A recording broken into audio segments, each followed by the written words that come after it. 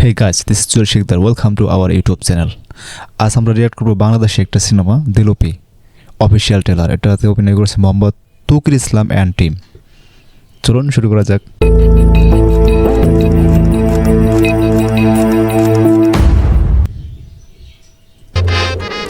যে লঙ্কায় যায় সেই রাবণ নয়।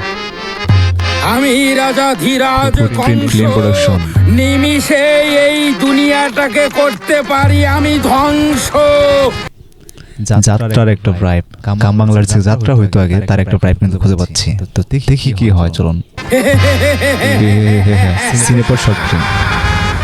এই না সরকার বেড়ি বাদ্দেছে মাটি দি। আচ্ছা তুমি দেখবে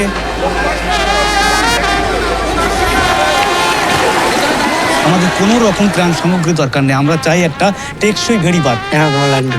ও আমার বিয়ে গেলে তোমার কিছু যায় আসে না। একটা গ্রামীণ চিত্রপট। ভালোবাসি। আরে আসতেছি।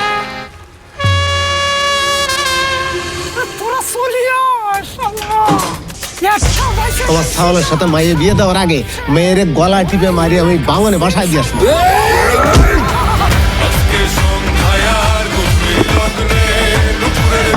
দেশের পরিবেশ পরিস্থিতি যা তাতে যাত্রা হবে না কাওয়ালি হবে ও ঠিকঠাক ভাবে বুঝে উঠতে পারতে দিন।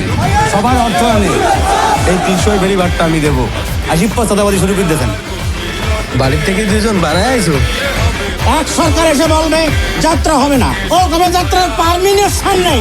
আমি একটা যাত্রা শিল্পী, আমি আবার অভিনয় করবো।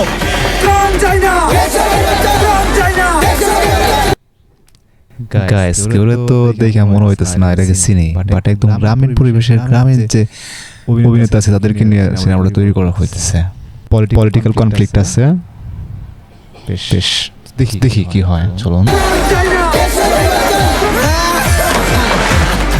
যেসব বন্ধুর সাথে আন্দোলন শুরু করলাম এর মধ্যে অনেকে আমার সব বাটপারি শুরু করতেছে।